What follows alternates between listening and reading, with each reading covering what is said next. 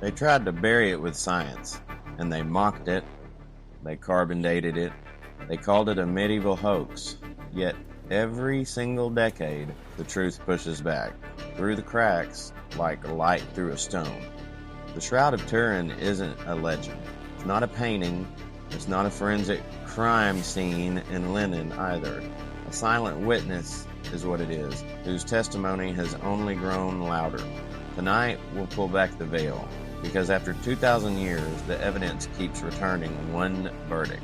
He was here, and he did rise on the third day. They said carbon dating proved it was medieval. They didn't tell you the cloth was contaminated by fire, bacteria, and medieval repairs. Even the scientists who ran the 88 carbon test admitted contamination could skew results, and the sample section was not representative of the original weave.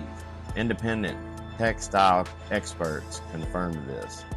Physical evidence overrules a flawed sample. They said it was painted, yet no pigments or dyes or brush strokes, no binding or medium exists on the fibers. Every forensic artist on earth knows paint sits on the cloth. The image is inside the fibers at a microscopic depth measured in microns. No hand, no tool, no technique in any age has replicated that, even today.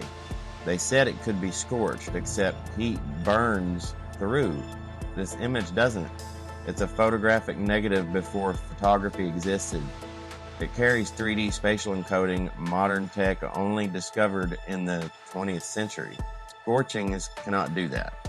No chemical method has ever done it. No digital artist has ever reproduced it. They said the blood was fake, yet forensic hemoglobin and bilirubin from trauma and AB blood type are present. Ultraviolet fluorescence reveals serum halos consistent with the real wounds, not art. Some scientists tried to replicate the blood placement, and they failed. It maps perfectly to crucifixion trauma before medieval printers ever knew the medical details of scourging, nerve damage, or ancient Roman nail placement.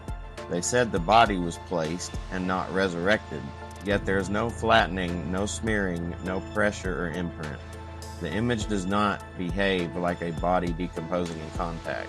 There are no signs of putrefaction. Something happened that did not match decay. Light, radiation, something beyond our vocabulary.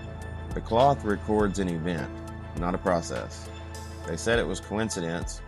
Pollen on the fibers matches Jerusalem, Edessa, and Constantinople trade routes, incorrect historic sequence. The weave matches 1st century Jewish burial cloths. The wounds match Roman execution, not medieval imagination. The face matches iconography from the earliest centuries of Christianity, not the other way around. The skeptics keep revising. The evidence keeps converging.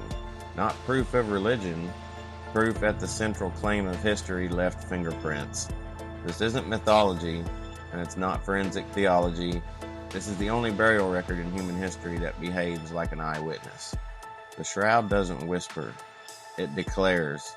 The crucifixion was real, the suffering was real, the body was definitely real. Something happened in that tomb no hoaxer could ever engineer. No scientist can replicate it, and no skeptic can erase it. The question never was, is the shroud real? The real question has always been, now that we know it is, what will you do with the one that it reveals? If you've ever doubted, or if this shook you, comment "Truth Stands" and share this with someone searching. Stay watchful. God bless you all and your families and these United States. Shalom, shalom, brothers and sisters. Maranatha.